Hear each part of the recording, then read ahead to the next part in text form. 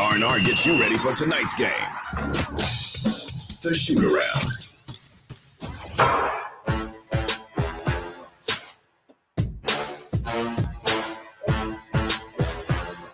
R&R in the morning. Come on, Carl. I don't sound like it. Come on. All right. Yeah, you're on. Okay. I couldn't You're really hear on and myself. live. R&R in the morning. Rudy J, Carl Schoening. Rob is in Vegas. We're now joined by Mrs. Rock the Mic, Mrs. Carolina Teague. How are you doing this morning, Miss Teague? Good morning, guys. I'm doing really good. My head looks much bigger today on the camera. Yeah, you like Because you. I used to be in the corner. Yeah, you Good like job. you Yeah, really you all up. You up close and personal today. When we have four people on, it expands Yeah, wide. when it's four, we go wider out, angle. right? Yeah. Yeah, Rob is in Vegas. So Yeah, I know. What's he doing in Vegas? celebrating with his son. His son just turned 21. Nice. Well, he's not really That's a good one. celebrating. It's with his son. He's more there as a sponsor. And then, he's paying for his son to go do his own thing, and Rob goes and does his own thing. So he's just there as an ATM. That's all. He better come back with some big money. Yeah. How was your weekend? Everything going well? Actually, I was out this weekend with the Salvation Army, and we're going to be out again at the Walmart on 281 and 1604.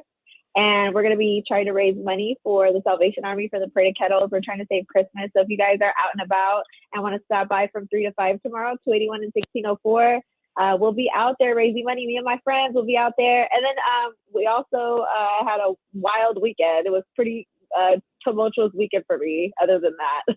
Well, okay. Well, good luck to you and your kettle. I got about 1,400 in mine. I've raised about 1,400 for Salvation Army. So, but I mean, Kansas done like 11 grand. Other people have done like 4 or 5 grand. I'm way behind, but I'm doing the best I can. You have way more than me. I have $165 in my kettle.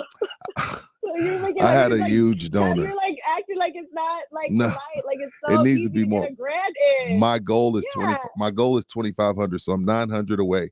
So y'all need to help me out.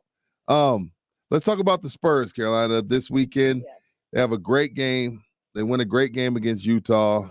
Carl had his chest out. When Carl is a different person in our group chat when the Spurs win. He really come in swinging. He comes in swinging his Zorro sword, So that was a great win. And then was that last night? Yeah, yesterday. They go and lose to the Kings. So what's going on with your Spurs? Well, first of all, they're your Spurs, okay? They ain't my Spurs right now. I'm just kidding. No, I'm just kidding. No, you know what? I feel like the main thing is inconsistency because I was really, really excited. Spurs lose to the Hornets. They're shorthanded. There's no LaMelo Ball. And the Hornets still come out and Gordon Hayward drops 41 points for them. Then they lose that game. They go on the road, travel to Utah. One of the hottest teams in the league. Third in the Western Conference, and they beat them. The final score was 128 to 126. It was a really close game. And I said last time it was like a fire, and there was a little fireman, which would need to put out the fire. They put out the fire. Everything was great, and they played great basketball, great offense. Everyone was a collective shooting together. I thought that was I thought it was the best performance that they had this season, to be honest with you. And better than the Golden State game, really. Interesting. Mm-hmm. Okay, go ahead. Well, okay. Well, I think it was the best one. That's That's my opinion because maybe my emotions were in it. Well, this is your segment, so it could be you can say what you want. Okay, well, I'm gonna say it. Yesterday was my favorite game this season. Okay. Because I felt like it was a great way to show what they're possibly made of when they're all on point. Of course, they are giving up a little.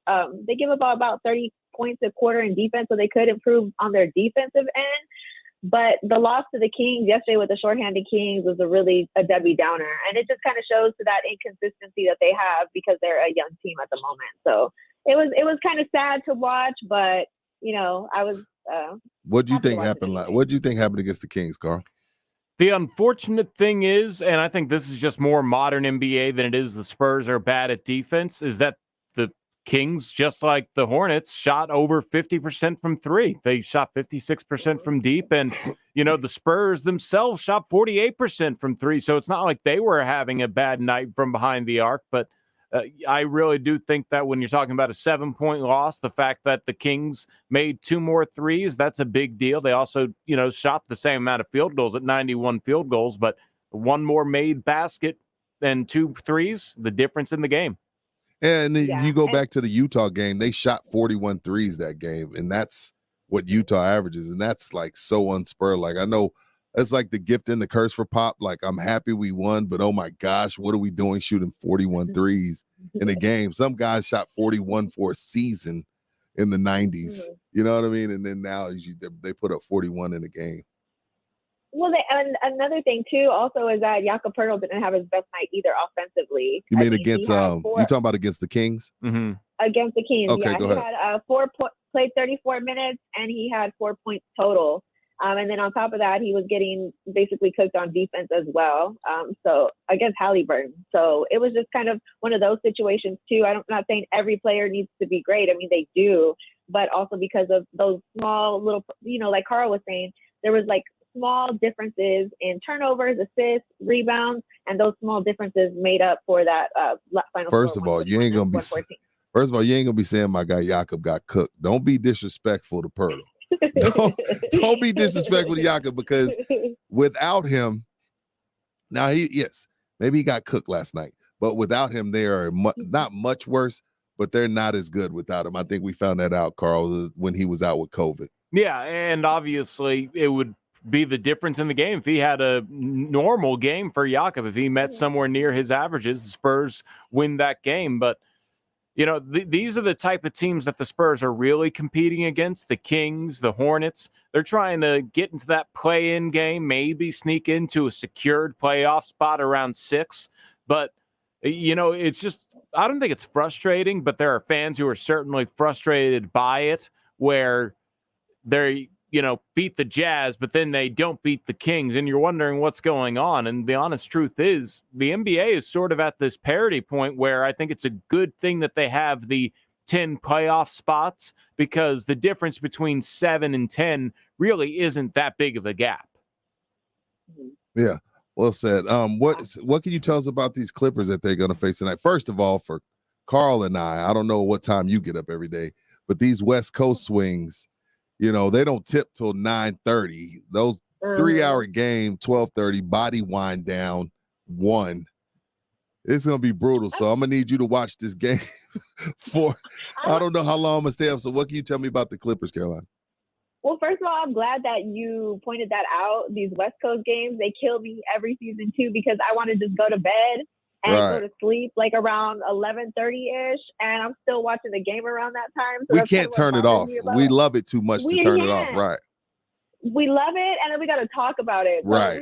So there's no way that we're allowed to just go to sleep and watch it, unless you wake up super early the next day and record it and watch it at 3:30 in the morning. You could do that. That's an option. But Clippers, I think that, Kawhi Leonard, he's obviously out, but Paul George is also out too. Serge Ibaka is taking a personal day, and Marcus Morris is out. The Clippers have won the past, the Clippers without Paul George have lost 2 of their games. Most recent games are out over 2 right now, and they won 3 of their past games. So they've been, kind of inconsistent as well. They're coming off of 2 losses, and in order for them to possibly beat the Spurs, it's kind of a mixed identity with the Los Angeles Clippers now without Paul George, and Marcus Morris was taking the reins at the time without Paul George being there. So this could be another advantage for the Spurs to possibly win tonight's game. Now, I'm not going to say that's not going to happen. Yeah, that's not. Anything can happen any game. Right. Yeah, and even without LaMelo Ball, look at what happened with the Hornets. So anything can happen with this possible game. I think the main thing though is perimeter defense. The Clippers are not that great when it comes to perimeter defense. So like you were saying, they took advantage of all those 3-point shots against the Jazz. They might want to possibly do that as well this game, taking advantage of shooting the 3, because they do lack perimeter defense without those Paul George there, Marcus Morris, all those good people that can possibly guard the arc. Stephen Canto on the Early Bird Facebook says good morning to you, Carolina. He ain't even good morning. He ain't even said good morning to us. But he comes on here to say good morning to you. That's kind of rude. So who you got tonight? Or you don't want to predict? You scared? Scared money don't make money. scared to make predictions because I'm always way off. But if I'm gonna pick, I want to pick the quote unquote inconsistent Spurs, which I don't like using that. I think that's disrespectful because they're a youth team. But I'm gonna go ahead and go with the Spurs. I gotta go with the home team. Plus, I just started back up here at the Star, and imagine me picking the other team all the time. Y'all are gonna get me off first the of air, all, y'all we gonna get don't. me off the air as quick as I came on the air. No, stop it. We don't work for the Spurs. Well, Carl does.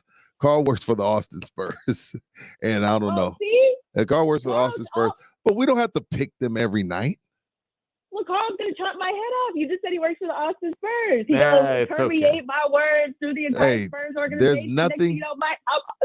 Make a pop. Gotta make one phone call and I'm out. No, that first of all, I am not that high up. Yeah. I am about as bottom of the totem pole as it gets. And you can't say anything that Rob or Pledge or Michael Menes haven't said. These guys are rude. Jason Minix, they're rude. They're pulling for them to tank. Yeah, they want them to lose every game. See, the most 90% of the station wants them to get a top 5 pick, because if you get a top 5 pick, there's some promise there. Well, that's rude. I don't think they should. And I hate that. Well, I'm sorry. Actually, you know what? They want to, be rude to the Spurs. I'm gonna be rude back to them. They're hating. You can't just let nobody. You can't just try to get a top 5 pick. That's not the point of playing basketball. You got to develop yourself. You're supposed to want to win. But the thing is, we got to prominence in this city by getting the number 1 overall pick. That's how we became a household name across this country, because we got somebody by the name of Tim Duncan with the first overall pick, because Spurs only won 26 games because David Robinson was allegedly hurt. Okay, well, they got a big. I stress allegedly. Yeah, exactly. And then, but the past, we can talk about the past all day long. Yeah, that was back. Yeah, that was back in the day. They do all that old school back in the day stuff. This is a new game. This is a new era. They shouldn't have to tank. Just so I want them to develop. I want them to develop. I'm not Pop. I don't work for the Spurs, but that's what I want. I don't want them to tank for a high lottery pick. That's just being selfish. Anybody who says that is being selfish. So you want all these players that are on the team to be depressed and losing all the time for your benefit, so you can get a high lottery pick. That's rude. It is. Well, it's not rude. It's not rude. It goes against the integrity of the game. But it goes against the integrity of the game. Is you're supposed to have pride. And look, you don't beat Utah, Golden State, and the Bucks because you're tanking. Like, they're not trying to tank. They're not trying to tank. It just so happens. Now, there's some teams that are deliberately tanking. Like the Philadelphia 76ers did it for 7 years, and it still hasn't resulted in a ring. That's Carl's point. Carl's like, hey, man, you can tank all you want. The Kings have been tanking. There's teams that have been tanking for forever and still haven't gotten over the hump. What has it done for them? And it's not really even tanking at this point. It's just that they're having trouble figuring out how to put good teams on the floor. You look at the Orlando Magic, they haven't done anything really since Dwight Howard left. Right. So it sucks to be in that vicious cycle where, hey, maybe you get a top pick, but you realistically are only going to get a top 5 pick. And, if you're not getting that number 1 overall pick, and some years that's not even worth everything, you'd much rather be in a situation where not 9 out of your 15 players suck. And that's where a lot of those teams are. And the Spurs are not one of those teams where 9 out of their 15 suck. True. Let me just say this. Rob, Pledger, Michael Jimenez, they're being selfish. They care about themselves. And they want to take the easy way out. And like you said, Carl, the 76ers, they tanked on purpose and they're still not doing a great job. The Spurs are proven to be able to build playoff teams for over 2 decades. And they haven't had a high big draft lottery pick before Tim Duncan was signed on. So that just shows that how their organization. Don't be a homer, CT. Don't come on here being no homer. That's not why don't come on here being no homer. No, I'm not being a homer. Okay. I mean, they are inconsistent, but let them play their hearts out. Okay. People say I'm fine with that. They get mad when they win too. Okay. They get mad when they win, say they should be losing because they should be tanking. It's not your game plan and it's not your team. I just letting you know. I told you when you got over here, I wasn't gonna take it easy on you. I was gonna take you to task. I'm just making sure you're not being a homer. That's all. I'm not being a homer. Okay. If they were doing terribly bad, I would be like, they're doing terribly bad. If they were playing like the Pelicans, I would be. You need to be worried about the Chicago Bears. That's what you need to be worried about with they sorry asses. I'm a Bear fan too. And they are sorry, and that's my favorite team, and they are Okay, sorry. cool. And they're gonna play the Vikings tonight, prime time, And they're gonna probably lose. that They're too. gonna lose. Yes, I can say it when it's the truth, but there's hope here, and that's all I'm trying to tell everybody. There's hope for the Spurs. Not now. This is a rebuild phase, but maybe in about 2 years, then you can see like some type of improvement. But whatever, you guys can. You can, not you guys, but the people listening that want them to take, you can people. continue to hope for them. Continue to hope for them to take. Yeah, just rude. be negative. Yeah. She's Carolina Teague. She's a Rock the Mic winner. She's our Spurs insider. When are we gonna have you again? When the Spurs next game after today? They play the Lakers on Thursday, so we won't have her on because we're not on Thursday. So this is the last time until next week at least. And we don't know when we're on next week. So just tweet at us, tweet us, Facebook us, Instagram us. Let's keep this momentum going. Let's keep the people rolling. Let's chit chat at least via Twitter on Thursday, and keep it rolling. Let's keep the momentum going. We got to keep our foot on their neck. Yes, we really do. Yes. Yeah. Merry Christmas to you and yours. Thank you. You're doing a wonderful job, Carl. CT. Appreciate that. That's Carolina Teague, our Spurs insider. Great job, Carolina.